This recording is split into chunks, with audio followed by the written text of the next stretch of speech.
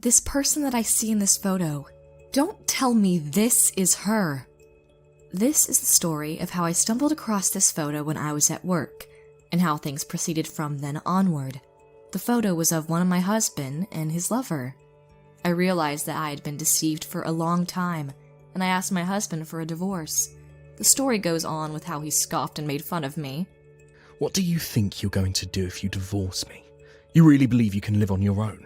I'm no longer the woman you believed I was. You betrayed me, and what's worse, you acted like it was never a betrayal, and never apologized for the cruelty you did to me. I'm going to get back at you. I'm going to destroy everything you ever held dear to your heart. Let the revenge begin. My name is Layla, and I'm 58 years old. This year will mark the 35th anniversary of me marrying my husband, Aaron. My husband is quite frankly the very definition of overbearing, and his mentality was, and I quote that, "Men leave the house to work and provide for the family. Women are meant to support their husbands wholeheartedly and should live modestly." He had a very odd-fashioned way of thinking. He was also had specifically used lines that he used exclusively whenever he was talking to me, two of which were, "Dinner, a bath, a drink." And, "Come on, hurry the hell up." in all the 35 years I've been married to him, I'd never once fought back or stood up for myself. I've never had to answer anything more than, "Yes, sir." And all I ever did was what my husband wanted me to do. And as it should seem, by this point, Aaron never did any housework. Or rather, he couldn't do any. He was just so useless in that domain. Clayton, our only son, hated his father. My son is such an angel, and he often kindly helped me with the housework whenever he could spare some time. But if he tried to wash the dishes for me... Clayton, son, don't waste your time with something that's meant for a woman to do. A man doing household chores is disgraceful. His own father actually yelled at him for trying to help me, especially when he's been drinking. He's not violent, nor was he ever, but his already perpetually agitated mood becomes worse as he complains about everything he could find. Hey, there aren't enough appetizers for the drink. You really are such a useless little wimp, aren't you? I met my husband through the arrangements of my parents. After graduating from high school, I didn't have any experience or expertise in anything at all, so I got a job at a local supermarket and had been working part-time there. When I started working for the supermarket, I was originally a cashier, where I was in charge of the cash register and customer service, but because I'm a naturally clumsy person, I got a lot of complaints from customers. This led to me being moved to a different department after 6 months, and I started to work behind the scenes, working in product delivery, but even there, I made a lot of mistakes. Such was me, a clumsy person who couldn't get through a day of work without getting scolded by her superiors. That's when my parents started talking to me about a potential arranged marriage. Aaron is 3 years older than me, and originally, he was a salesman, and my parents were his clients. My parents were very much impressed with Aaron and how well he did his job, and told him they wanted him to marry their daughter, with high hopes he would. But, whenever he was alone with me, he became quite an overbearing person. "Miss Layla, if you call yourself a woman, I suggest you at least offer me a cup of tea, Oh, I'm sorry if I'm a little senseless. And I'd also like you to answer with a yes, sir, and nothing more, please." Yes, sir. I was honestly afraid of this man. I seriously considered refusing to go through with the arranged marriage, but because of the thought that I would disappoint my parents, I couldn't say no, and decided to accept the proposal. My parents were very happy, and I took the opportunity to get married, and to quit my job, and I became a housewife. "I don't really care where we live as long as the rent is free." And although he didn't have a good look on his face, he quickly agreed to live in this apartment. Because we didn't have to pay rent, he started collecting antiques as a hobby recommended to him by a friend of his. I wanted him to stop collecting them because they cost a lot of money, in addition to the fact neither he nor I understood the true value of these antiques. But I couldn't suggest anything to my husband, let alone argue with him, and I could only watch in silence. But then Clayton, my darling son, was born, and I think we had a happy life at least, if it wasn't more smooth sailing. It was an ordinarily happy life. Clayton has always been such a kind sweetheart, and he worked very hard on his studies at school. I was often pretty busy taking care of Aaron, and Clayton always did what he could to help me. Even during instances his father was hard on him, he would retort, "If you don't like what Mum does, why don't you do it yourself, huh?" He always defended me. My son went off to college this spring, and he's currently living on his own. Today's the first time in a long time that he came home. "Hi, Mum, I'm home." "Oh, Clayton, darling, welcome back. How's college? Did you make any friends yet?" "I've already made friends. You worry too much, Mum. I'm fine, and I always will be."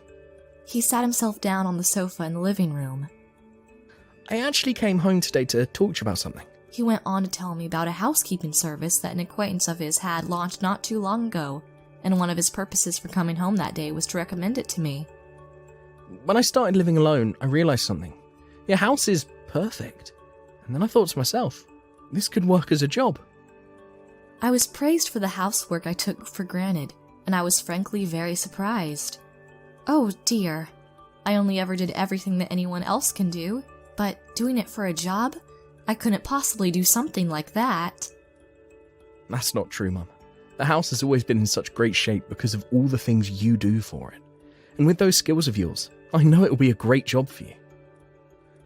I'd never been praised for anything I'd ever done before, and I never even thought that housework could even become a job with income and financial independence.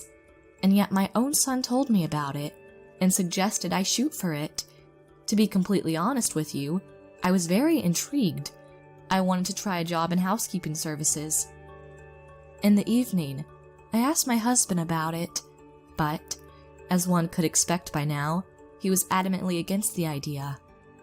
A useless bum like you can't possibly work a job properly. But I was about to say something else when he cut me off. I'm going on a business trip starting tomorrow. Get my stuff ready, all right? He pretty much called to me as he went to the bathroom, as though I wasn't his wife but his own personal slave, like the same person I was for 35 long years. Yes, sir. And then, as usual, I packed his luggage. As I fold some of his shirts and other items of clothing and place them into his travel bag, I start to wonder about something. Aaron had been going on the road a lot lately. I wondered where such a busy salesman would go. I really didn't know. And I'm sure if I asked my husband, he'd make fun of me again and say something like, "You really don't know anything about anything, do you?" Yep, it's better not to ask him, and as I came to this decision, I finished packing his bags. The next morning, my husband left early in the morning for his business trip. I was cleaning the living room, vacuuming as I always do, when I noticed a cell phone on the table. My husband had left it there. I panicked, and I called my husband's office. His boss, Mr. Nesmith, picked up the phone himself, and I told him that Aaron had forgotten his phone. Your husband has a cell phone for business purposes, so I'll personally give him a call on that number, Mrs. Zagatsky. I'm so sorry my husband has caused you some inconvenience. I was about to hang up when Mr. Nesmith added, May I have a moment, Mrs. Zagatsky? I have something to tell you. His voice got ever quieter as he said so, and then he said, Please excuse me, it's nothing important. Thank you for letting me know about Aaron's phone. He hung up. Later on, the house phone rang, and it was my husband. Bring my cell phone down to the entrance of the apartment building, is all he says before he hangs up the phone. I grab his phone, climb down a few flights of stairs, and spot him outside, waiting beside a car I'd never seen before. He took the phone from my hand, nodded his head in what could have been a gesture of gratitude, and got into the car. In the passenger seat was a woman, perhaps a couple of years younger than me. She looked at me and said, "Good afternoon." She greeted me cheerfully. In the moment, the only thing I could do was only bow my head. Aaron didn't even give me a second look before starting the car and driving away. The time I had all to myself while he was away on a business trip was always precious to me, but on this occasion, it was especially important. You witnessed what happened the other day when my son recommended a housekeeping service that was looking for new recruits, and I was very curious about it indeed. Still pretty unfamiliar with how to use a cell phone, I decided to do some research about these kinds of services. Here's what I found out: that my usual chores could really become a job with a reasonable income. Clayton was right about me. This job really suited me. My desire to work as a housekeeper really roared ablaze that moment. And my determination allowed me to swallow my complaints and decided to ask my husband about it again. The night my husband came home from his business trip, I told him this: I really want to work as a housekeeper. I can only work when you're not here, and I promise I'll still do the housework for this house, as I always have. I will never give you any trouble. Just please, let me do this. I say this and bowed my head until my forehead nearly touched the floor, and then... Do what you want. He actually granted me my wish. Half a month later, I got my first commission. Extremely nervous, but at the same time ridiculously excited, I went to work as a housekeeper. My first client was an elderly woman, and she told me that she lived with her daughter. Her daughter was always busy with her job, and on top of that, she's not very good with housework. The elderly woman, whose name was Mrs. Cloverfield, had been doing the housework for a long time, until very recently, when her legs and back got worse. Her situation made it very hard for her to do the housework like she used to. I tried not to be rude to my first ever client by making myself appear presentable before I rang the doorbell. Good morning, I'm from the housekeeping service. I called through the door. A small elderly woman opened the door and let me in. As she told me, her legs seemed to lack the strength they once had, emphasized by that limp she had, and her posture suggested she had a problem with her back as well. She sat herself down on a chair and politely told me which room she wanted me to clean. Following her instructions, I said, "Well then, I'll start with this room," and opened a door leading to a room adjacent to the living room. It seemed to be a woman's room, and I could only assume it belonged to Mrs. Cloverfield's daughter. There was a lot of stuff scattered around. Come to think of it, she did say her daughter wasn't good at tidying up. I was thinking about that as I started collecting the things scattered on the floor. I eventually came across a few photographs. I casually picked up the pieces of photography paper, one by one, and put them together in a pile. I suddenly had a thought: where in the world had I seen this woman before? My gut told me that this wasn't the first time I'd seen the woman in those photographs. I eventually noticed there was a man in some of the photos, and one in particular caught my attention. I couldn't believe my eyes. The reason? Because the man in these photographs was none other than Aaron Zgotsky, my own husband. I had to look at the dates on the photos. Lo and behold, they coincided with the days that my husband was away on a business trip. I then came to another devastating revelation. When he came to pick up his forgotten phone, there was indeed a woman in the passenger seat of his car. She'd given me a nice smile and a polite greeting. That woman, and this woman in the photographs, were one and the same, without question. My mind flew into turmoil, but my instinct screamed at me that I was a housekeeper at that moment, and that it was the worst time and place to panic right then and there.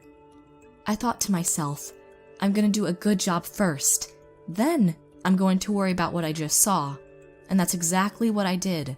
I cleaned up that room, and the next, and the next, until Mrs. Cloverfield was satisfied, as if nothing had happened. When I had finished all the chores Mrs. Cloverfield had wanted me to do, I was just about to walk out the front door when I decided to ask the woman about the photos. "I'm sorry, Mrs. Cloverfield. I was cleaning up your daughter's room, and I couldn't help but notice a few photographs scattered around the floor. The man in the photo with your daughter looked a lot like someone I know. May I inquire as to what their relationship to each other is?" "That gentleman is my daughter's boyfriend, Mrs. Gotsky. They started seeing each other about a year ago now, I believe." She went on to tell me everything she knew about their relationship. My husband and Mrs. Cloverfield's daughter knew each other when he was her salesman and she was his client. He was the one who asked her out. What surprised me the most was Mrs. Cloverfield's daughter, as well as Mrs. Cloverfield herself, knew full well that this man was already married to another woman. She is one of those wives who can only do housework, nothing else. But he apparently takes a liking to women who are independent and who work, just like he does. Like my daughter, Joyce. I see. He says he wants to divorce her, but she won't give him her approval, it seems. It's been a bit of a problem for the two lovebirds, honestly. That's terrible. I'm so sorry. Well, I'm afraid I must be off, Mrs. Cloverfield. Thank you for the opportunity. I bowed my head and left her house. I can't forgive him. I won't forgive him. I can't believe that this is what he thought about me. I was so angry that the desire to divorce him made me see red, and if I recall correctly, I went straight to City Hall, accepted some green documents, which I believe were divorce files, and went home. A short time afterwards, my husband came home. Dinner. If you want to eat dinner, you can make it yourself. Then bath. He looked at me suspiciously and tried to ask what the hell was wrong with me. I stood up silently and held out the green documents I'd received at City Hall earlier that day. That's a divorce decree, ain't it? An evil, ominous grin starts to spread across his pathetic face. You've been cheating on me. Yeah, and what business do you have with that? You have no right to meddle in my personal affairs. How can you imply it's none of my business? I felt as if I'd been denied everything I'd ever been to this bastard. I devoted my existence to him, completely oblivious to the reality he was willing to throw me to the rats any day. I found myself crying, but Aaron's grin only got ever bigger. I gave you a chance to be happy as anyone else. But since you insist, I'll gladly divorce you. It's just like you want, apparently. He starts to sign the divorce papers. You're freaking nothing without me. What do you think you're going to do if you divorce me? You really believe you can live on your own? I'm not the same person I used to be. I've started working as a housekeeper after all. Upon hearing that, Aaron starts to laugh hysterically. Then I guess getting divorced will get you nowhere then. There you go. I signed the divorce papers for you. Happy now? He proceeded to throw the divorce papers in my face. Apparently, he's only thinking I'm just using the divorce as a threat. He doesn't have a clue I'm seriously trying to get a divorce. I still had my doubts, but I don't think I could live with him, being this stupid and this cruel to me. I decided I would take action the next morning. No more housework for my husband whatsoever. I got myself ready and headed for City Hall. Oh yeah, I have to tell Clayton about this before I go file for divorce. I told myself to call my son, and I did. What's wrong, Mum? You never call me on the phone. What a nice surprise. Yes, it is, but I have some great news. I'm divorcing your father. He was probably startled by the suddenness of this news, because I noticed that for a moment, he was at a loss for words, but he immediately said to me, in that deep, soothing tone of his, If that's what you want, Mum, I'm not against it. I'll always be on your side. I told you he's such an angel. I gave my thanks before I hung up the phone. I then went to City Hall and submitted the divorce papers, and then I decided to go home. I've already filed the divorce papers. Now all that's left to do is pack up my stuff and get the hell out of that hellhole. That's what I thought as I went inside. I immediately knew what was wrong. The living room was in complete disarray. My husband must have been drinking heavily because there was a huge pile of crushed empty cans of beer. The sheer size of the pile made me gag. More cans of cocktails and half-empty bags of potato chips and beef jerky had transformed the little table into a garage sale of sorts. There was no sign of Aaron. I was a little curious as to what had happened, and to what was happening right now, assuming he was still in the apartment. Next mission, should I choose to accept it, search the apartment and find the treasonous Aaron Skotsky. Easiest mission and possible task in my goddamn life. I immediately heard something that sounded like a moan coming from the end of the hallway that led to the bedroom. The voice belonged to Aaron. I rushed to see if I could find him, and in the corner of the hallway, in front of the door to the bathroom, cowering in agony, was Aaron Skotsky. We have a hallway in our apartment, which ended in front of 2 steps that led to an elevated closet, a storage room of sorts. My husband, judging by the mountain of beer cans in the living room, had become a hopeless drunk on an empty stomach, and seemed to have fallen down on these steps. As to why he wanted to go to the storage room, I don't believe I'll ever know. Dumbass, right? No. Even worse. Brain dead. Hey, you don't just stand there. Call an ambulance. Yes, sir, was my usual habitual response, and in that moment, I didn't even think to refrain from saying that. I couldn't just leave him like that, a hopeless, stupid mess like that. So despite my exasperation, I decided to call an ambulance. Soon the ambulance arrived at our house. Aaron was being carried out on a stretcher. His face was turning pale, and he was grunting and groaning like a sad pooch. The paramedic turned to me and told me, Madame, if it's no problem to you, please accompany your husband to the hospital. I'm sorry. It is a problem to me, sir, because I'm a stranger to this man. The paramedic looked surprised at first, but then he seemed to sense something was wrong between right away, and the medics proceeded to take him in unaccompanied. Because my ex-husband was rushed in an emergency without any of his important belongings, as a last act of mercy, I went to the hospital to deliver his cell phone and wallet, and that's when I heard that he had a broken leg and needed to stay in the hospital for a month. I decided to conjure up a plan to exact revenge on my ex-husband during his unscheduled hospitalization. When I got home, I packed all of my personal things, and at the same time, I began to gather evidence of my ex-husband's affair. I also decided to confiscate all of his belongings. For starters, his prized antiques. They were thrown into a cardboard box to be sent to the garbage plant as oversized trash. Every time I tossed one into the box, I heard the sound of them cracking. The sound was so pleasant. It felt like all of these negative emotions were finally exploding out of my heart, and before I knew it, I'd fetched a hammer, and with the largest grin on my face and warm tears running down my cheeks, I let loose all of my long-standing resentment. I mercilessly smashed every single antique into 1,000 pieces and confiscated them all.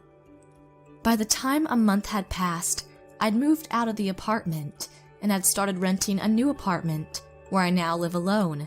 It's the first time in my life I've lived alone, but compared to before, Clayton visits me a lot more. Since he started living alone, he seems to have gotten addicted to cooking, and he often stopped by to give me some of his cooking. Just today, I went to work in the morning. I was having a most productive day, and it was during my lunch break that I checked my cell phone and found my incoming call history. My ex-husband's name was all over it. Oh, that's right. He got out of the hospital today. And just as I'm thinking that, I get another call from Aaron Skotsky. Hello? Frick you and that sing-song hello of yours. Why the frick is someone I don't know living in my apartment? You did this, didn't you? Yeah, about that apartment. I sold it last month. Aaron was ballistic. He started to yell into his phone at the top of his lungs. You think you're going to get away with all the bullshit you did while I wasn't there to stop you? My parents bought that apartment for me, and they did so as they confirmed it was in my name. I had the sole rights to it. What's yours is mine, bitch. He seemed to forget that he'd signed the divorce papers. Listen, bucko, we're already divorced. Finally, Aaron comes to his senses. I'm not going to let you get away with this. I'm going to sue you. How about that? I was surprised he hadn't broken his phone yet, with how angry he was. But, lest we forget, I was not the woman I used to be. If you want to sue me, go right ahead, good sir. I'm also going to sue you and your cheating girlfriend. I suggest to get prepared for what's about to come. I said that and hung up the phone. After that, through my lawyer, I demanded a fitting room of alimony from my ex-husband and the woman whom he cheated on me with. The evidence of the affair was well prepared, and with all of it presented before them, they couldn't come up with a valid excuse. They couldn't get away with it, lost the war, and I was able to receive a large sum of money from both of them in one payment. Later on, I learned that Aaron had borrowed half a year's salary from his job to pay me a lump sum of alimony. He, who had a good record, also did whatever he wanted at the company, and the reality that he was having an affair had become quite a notorious story for quite some time. He often used to say, "So what if she finds out I'm having an affair? It'll be no problem. She won't pose any threat at all. She's too much of a pussycat to go through with any divorce." Needless to say, he was insanely cocky. The reality was that as soon as his wife found out about the affair, she divorced him, and now he has to borrow a huge chunk of money to pay her the alimony she demanded him. It's only obvious that that would become the hot topic of in-house gossip, and even though he must have been so ashamed of it, he couldn't quite quit the company. He has to work every day for the money he owes his company. Such an ex-husband, with no house to live in and no money to pay for even a cheap place, went to his girlfriend for help. I heard that now, the two of them, along with Mrs. Cloverfield, live in a room that looks like a garbage dump, considering the fact that none of them can do housework properly, to each their own reason. I couldn't help but feel bad for Mrs. Cloverfield, but she knew Aaron was married, and never seemed to have even tried to persuade her daughter to do the right thing. As for me, for the past 6 months, I've been working hard at the housekeeping service, and as a result of my hard work, my wish came true. I was hired as a full-time employee. I was just promoted to technical instructor last week, and I'm going my best to go on housekeeping as I teach newcomers some effective techniques of my own. I may not be able to do much, but many people seem to have come to respect me, and I'm so happy I'm making a small difference, at least for the company. I will continue to do my best to cherish each and every day of my life so that I can help as many people as possible.